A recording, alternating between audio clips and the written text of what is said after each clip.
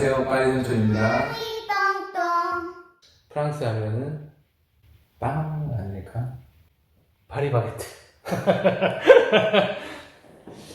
근데 재밌는 거는 한국에 있는 제과점 이름들이 대부분 불어로 돼 있어.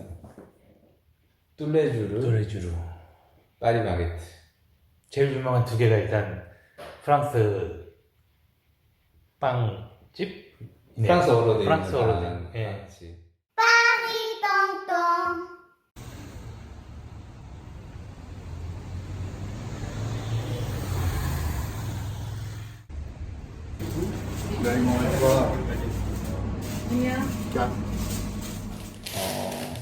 제가 예전에 살던 파리 15구라는 동네에 아주 즐겨 먹던 그런 맛있고 상당히 그 지역에서 유명한 빵집입니다. 조금 이따가 같이 한번 먹어보도록 하겠습니다. 우선 가격대를 한번 볼까요? 아시다시피 아주 길고 둥글게 생겼습니다. 오늘은 이 바게트에 대해서 한번 바게트 역사와 바게트에 담긴 여러 가지 의미를 한번 나눠보려고 합니다. Bonjour madame. Bonjour monsieur. Ouais. C'est quoi la baguette pour vous? Eh bien, je pense que c'est pas, je pense, je suis certaine pour beaucoup de Français que c'est le symbole de la France.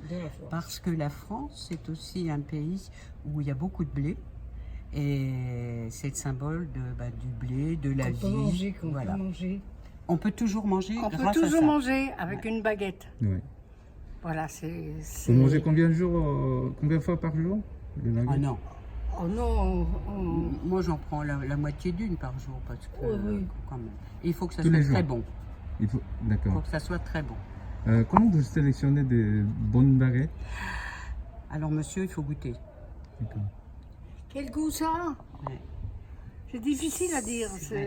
Croquant l'extérieur, de l'intérieur, c'est moulu. Mais le dessus est très croustillant. Oui.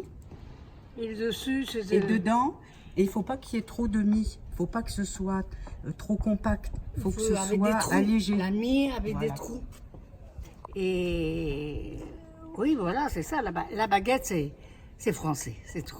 D'ailleurs, monsieur, quand vous regardez dans le monde entier des journaux, quand on voit un Français, il a une baguette sous le bras.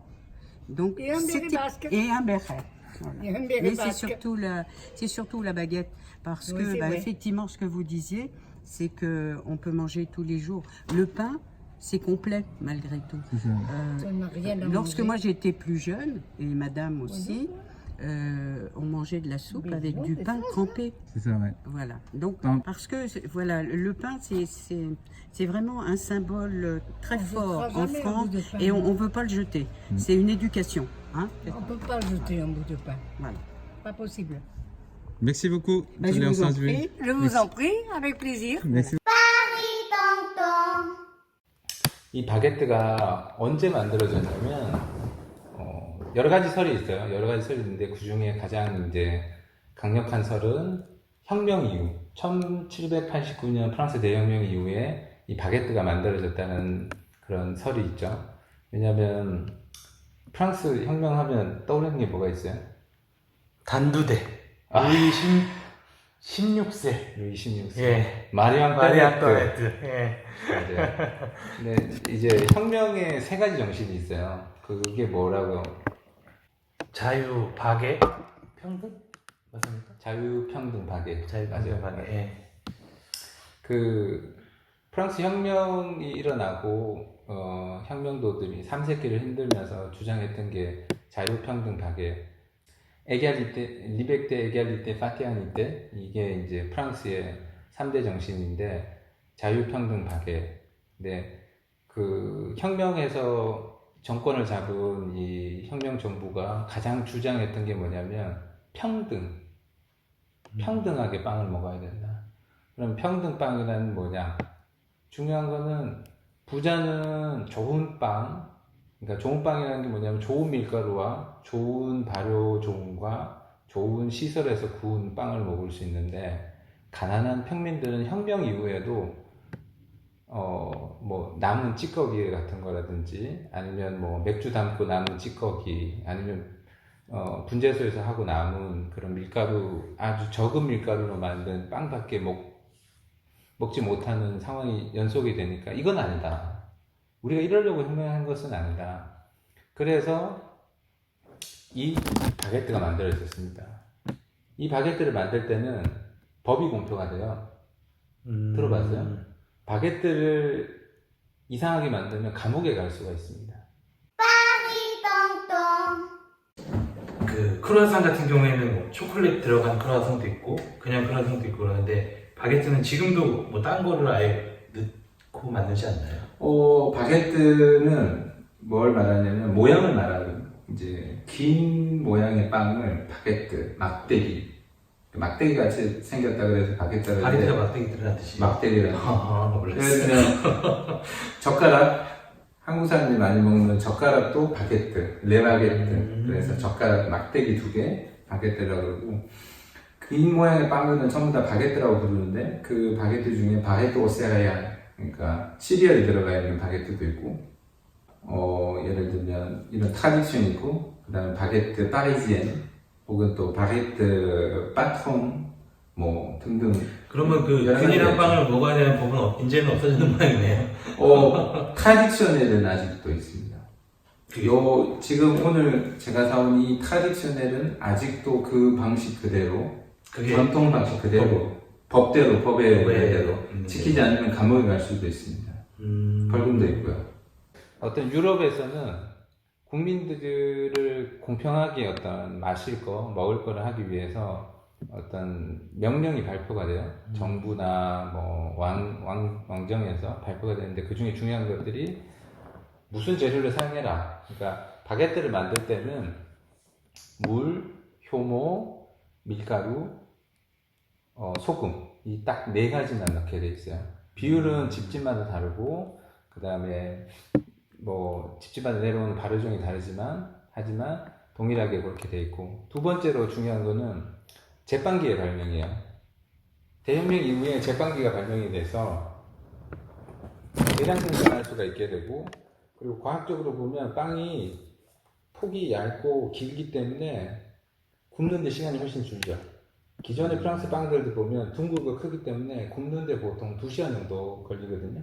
얘는 뭐 30분, 40분 굉장히 혁명 정신에 입각한 혁명빵이라고 할 수 있습니다. 똥똥. 맛있는 바게트는 어떻게 고르느냐? 일단은 좋은 빵집을 가야 되겠죠? 좋은 빵집을 알고 있으면 큰 문제는 없지만, 두 번째로 이렇게 보시면 균일하게 익어야 되면서 군데군데 이 부푼 자국들이 참 많아야 되고요. 겉은 이렇게 막 두드려 보면 딱딱하다고 그러는데 사람마다 빵을 고르는 기준은 참 많이 다른 것 같아요. 저는 과도하게 딱딱한 껍질을 좋아하진 않아요. 적당히 딱딱하고 대신 잘 구워진, 그러니까 온도 조절이 잘 된. 근데 이렇게 끝을 보면 약간씩 타게 돼 있죠. 이렇게 이 정도의 익은 정도의 빵을 좋아하고요. 제가 예를 들어 이렇게 된 빵은 약간 좀 밀가루 맛이 조금 나죠. 요것에 비해서. 일부러 다르게 골라오신 거예요? 네. 아. 그리고 잘 만들어지고 좋은 바게트는 어떤 모양을 하냐면 이것처럼 기포가 균일하지 않아야 돼요. 발효가 잘 된 빵들은 큰 구멍과 작은 구멍이 균일하게 섞여 있으면 안 돼요.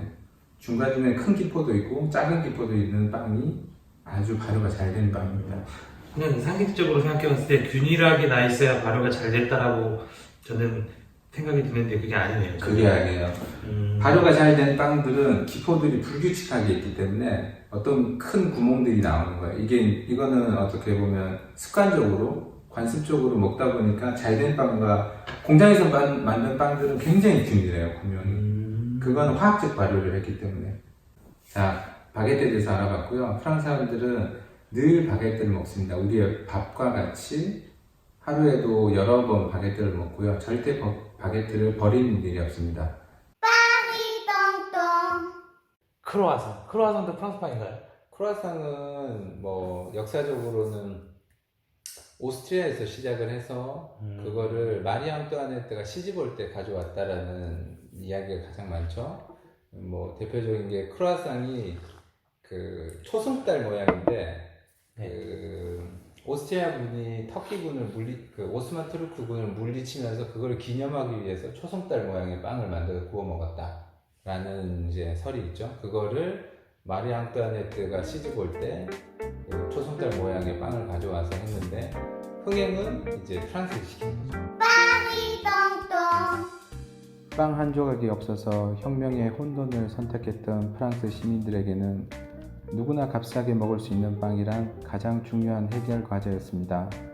프랑스 대혁명, 그 혼란의 시기에 태어나 제빵기의 등장으로 모든 사람들이 값싸게 굶주림을 해결할 수 있도록 만들어 주었고 파리의 시민의 중요한 양식이 되었으며 오늘날까지 전 세계인들에게 사랑을 받고 있는 프랑스의 상징 바게트에 대하여 알아봤습니다. 시청해 주셔서 감사합니다.